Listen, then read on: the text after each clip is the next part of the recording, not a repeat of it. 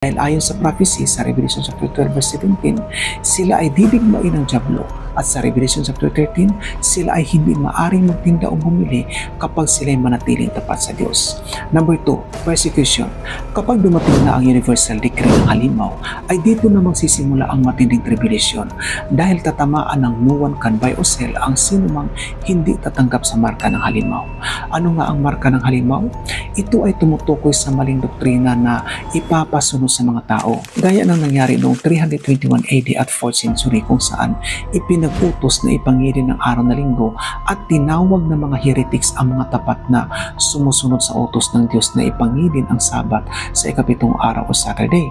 Pero sa darating na tribulation ay hindi lang pagtawag na heretics ang sapitin ng mga tapat na mananampalataya dahil sila ay hindi na maaari magtinda o bumili maliban kung sila tataliko sa pananampalataya.